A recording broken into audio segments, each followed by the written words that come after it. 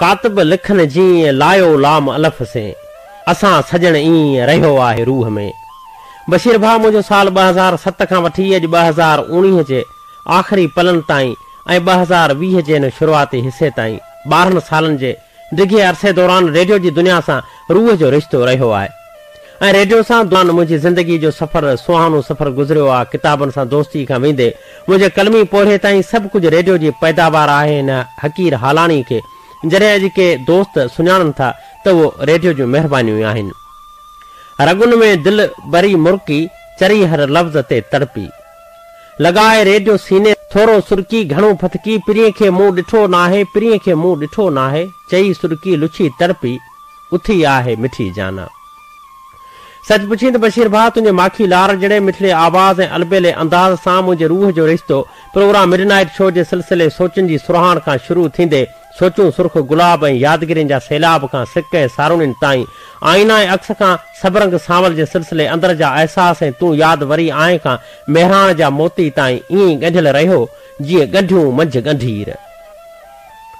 मूं जॾहिं खां बाहूं ते हवाउनि आधार तुंहिंजो आवाज़ कनाइण शुरू कयो हो, उन्हनि ॾींहनि खां वेंदे अॼु ॾींहं ताईं तुंहिंजे आवाज़ ऐं अंदाज़ मुंहिंजे मन अंदरि अहिड़ो त पेच पातो आहे जंहिंखे आऊं शायदि ज़िंदगी भर जुदा करे न सघां। तुंहिंजे आवाज़ ऐं अंदाज़ में कुदरत वारे अहिड़ी त कशिश समाई आहे जो मूं तुंहिंजे प्रोग्रामनि जी रिकॉर्डिंग उन्हनि माण्हुनि खे बि रूह जे कननि सां ॿुधंदे ॾिठो आहे जेके अक्सर आशिक मजबूर आहे जहिड़नि में फुज़ूल फिल्मनि ते झूमंदे वक़्तु विञाए छॾींदा आहिनि, पर खेनि को इल्मी अदबी रेडियाई प्रोग्राम ॿुधंदे कावड़ ऐं क्रोध भाकरनि में भरे वठंदो अथनि। बकौल न्याज़ पिताफी जे त भले कोयल करे कूकू तुंहिंजो आवाज़ ॿी शइ आहे।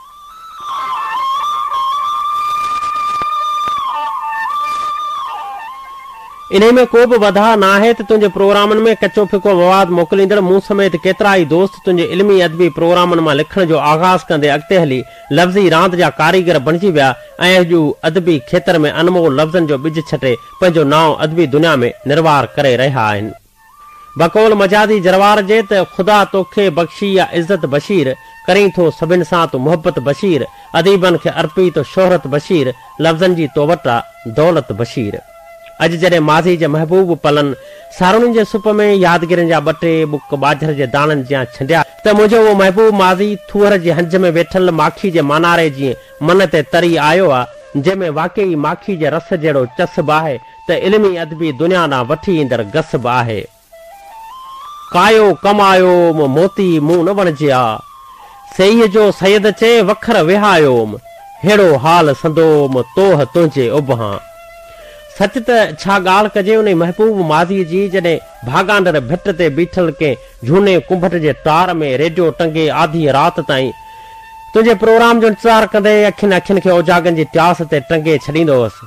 ऐं कॾहिं कॾहिं तुंहिंजी ज़ाती मसरूफ़ियतुनि सबबु तुंहिंजो प्रोग्राम नशर न थियण वारो सदमो आसरवंदड़नि अखियुनि में कटर वांगे हर हर हुटकंदो रहिजी वेंदो हो ऐं वरी हिकु हफ़्ते जो इंतज़ारु ॼण त सदियुनि जी सदा बणिजी बार बार रोलाकिन जे जहान में रोले छॾींदो हो।